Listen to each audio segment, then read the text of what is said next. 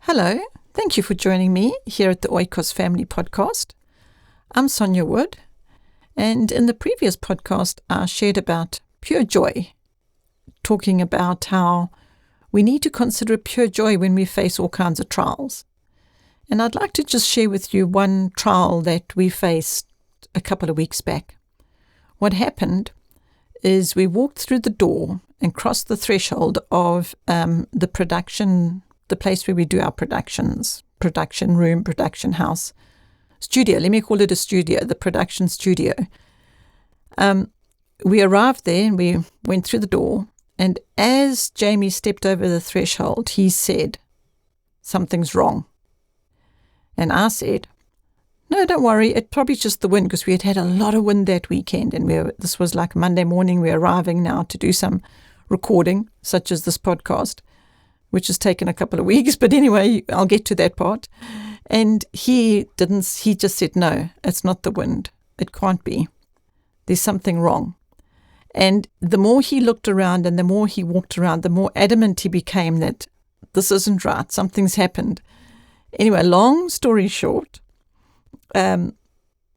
what happened is actually we had some young boys had broken in to the place and they had helped themselves to some things. But what they had done is they had tried to leave no trace of what they had taken. So that's why it wasn't immediately obvious that there had been a theft. But as we slowly walked through and went through some of the things, and Jamie opened the gear bag and he saw that it had been tampered with and there were things missing from it. And we had to stop, to be honest. We had to stop and put the kettle on. You know how important tea is. And we had to just actually gather ourselves and say, right, now this is an opportunity for us not to be angry, because that was what was rising up. It was the sense of anger and disappointment, you know, those real feelings. And we had to stop and just actually think clearly and straight and think, now, what has happened here? What could have happened? And let's just go through it methodically and calmly. And as we did that, it became evident that perhaps this was a theft that had taken place. It wasn't, how can I put it, like malicious. Because, you know, there wasn't vandalism. There wasn't broken gear and equipment. And so I started feeling a little bit concerned about whoever it was that had, you know, been involved in this crime, sounding serious.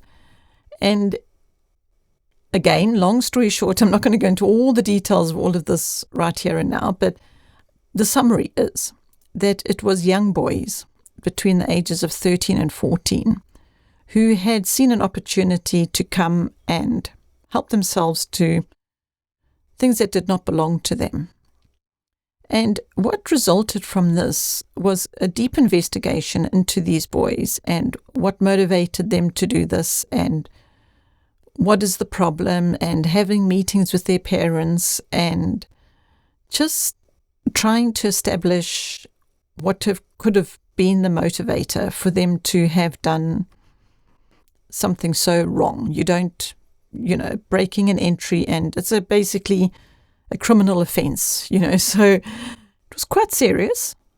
I'm sure if you're listening, you would be agreeing with that. That is serious. You know, it's not okay. So we had to really pray, because the natural thing to do, I suppose, the flesh, the human response reaction, I don't know, be it rightly, wrongly, is to report it and have these boys arrested, but they're minors, and how is that going to help their future and help their lives? So we had to pray and we had to ask God, what do you want done? What do you want us to do? Because one thing we mustn't do is just be angry and let our emotions and our disappointment and all those negative emotions just, you know, be the controlling influence to what action we needed to take. So I was just feeling very, very, very heart-sore, to be honest, with, you know, about the situation and these boys. And I just really felt that we couldn't just plow ahead and take action according to our emotions. We really needed to pray and just hear from God what He wanted done. And in the interim, while we were waiting on Him, the investigations continued, and these boys returned some of the stuff that they had stolen, and they came to apologize for having taken bits that did not belong to them, taken gear that did not belong to them. And in the meantime, while all that time was passing, we actually couldn't do anything. We couldn't record, we couldn't just continue. We had to wait for all these processes to finish. So when I say we couldn't do anything, we couldn't continue with our normal plan. Doesn't that sound familiar? So many people's normal plans have just not been able to be fulfilled or carried out through this year of 2021. So that took us on a new journey with the Lord of, okay, so we can't do this, our plan for this week.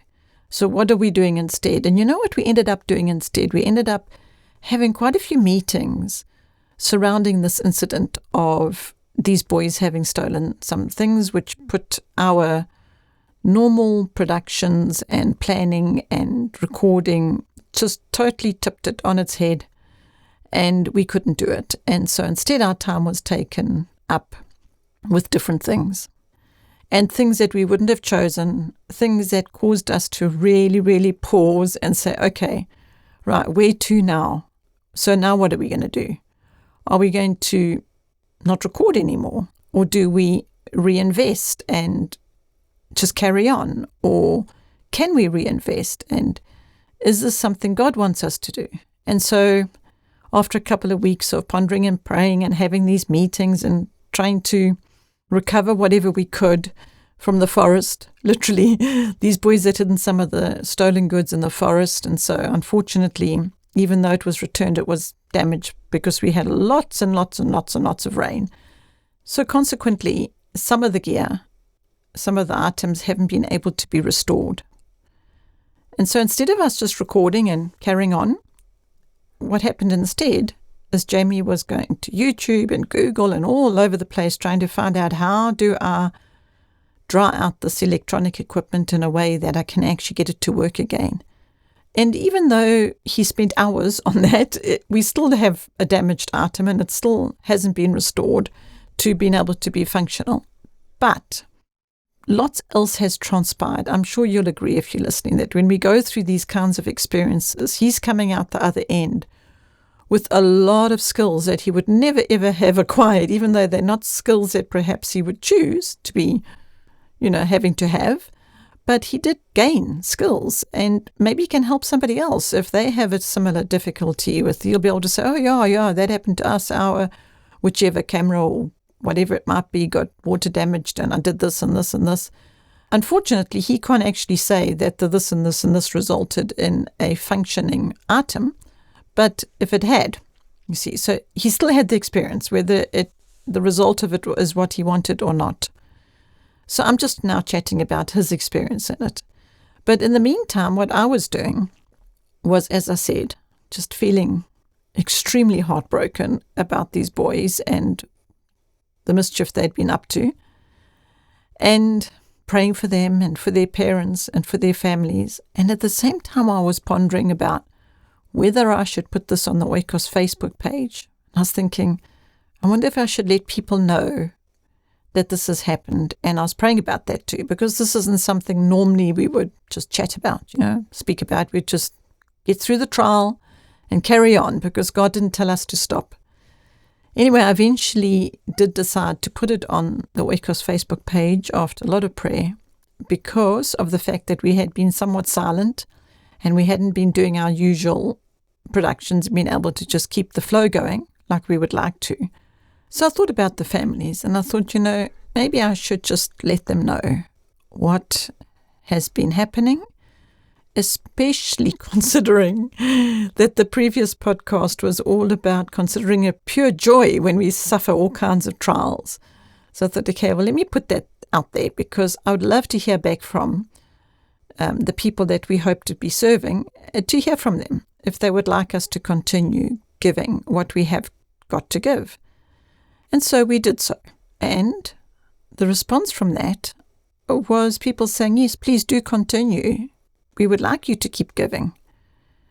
And that was just confirmation, because God didn't say to us, okay, now you must stop doing this now because this incident has happened, and so now I want you to stop. He didn't actually give us that instruction. In fact, if we went to him, as I mentioned, for the 2 weeks that went by, there was a lot of prayer, and if anything, there was just more and more clarity coming to continuing and not stopping and just to keep giving, because he said so. He said we must keep on giving. And so that's what we aim to do. That's what we hope to do. That's what we'd like to do. And we hope it will be a blessing to you. And we thank you that you would like us to as well, because it really does help. It does help us just to keep on pressing on when we know that you would like us to keep on giving and that you will be receiving something good from that. That's our hope. So there is our story of a trial.